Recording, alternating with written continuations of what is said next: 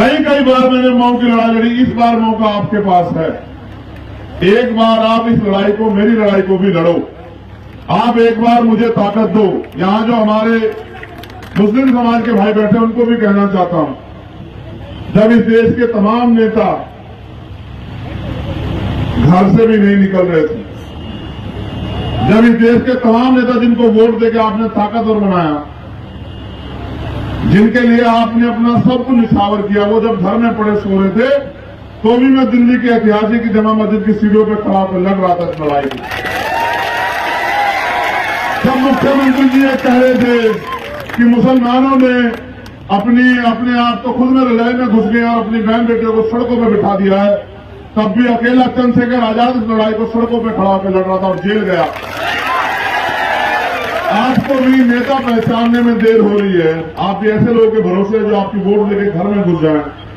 एक बार मुझे ताकत देके देखो, फिर आप फैसला करना। आपने बहुत लोगों को बनाया, आपने बहुत लोगों को वोट दी। आपके क्षेत्र का विधायक और मेरा चेयरमैन मुकाबला करवा लेना आप 1 साल बाद की कौन ज्यादा काम करता है।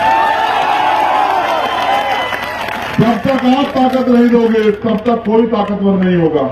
जब आप ताकत दोगे, 68,000 शिक्षक भर्ती की वक्त का जो घपला हुआ पिछली सरकार में, अति पिछड़े वर्ग के और दलित समाज के बच्चों के जो हक अधिकार छीने गए, उनकी नौकरी छीनी गई, उसके लिए 4 दिन में लखनऊ में ऐसी जमीन में पड़ा रहा, उनकी लड़ाई लड़ते हमने झुकाने काम किया सरकार को।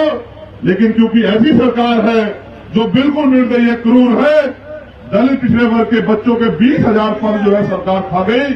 अगर जांच होती तो शिक्षा मंत्री जेल जाते और 20,000 आपके बच्चे टीचर बनते। जब वो टीचर बनते तो अपने लोगों को पढ़ाने लिखाने का काम करते, उनकी जेब में पैसे आते तो वो मजबूत होते। सरकार नहीं चाहती कि गरीब मजबूत हो, इसलिए वो समय समय पर आपके अधिकार को खत्म करने का काम कर रही है।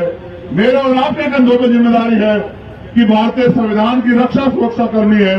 वो तभी हो पाएगी जब आप अपनी वोट को इस जिम्मेदारी के साथ मुझे सौंपने का काम करोगे।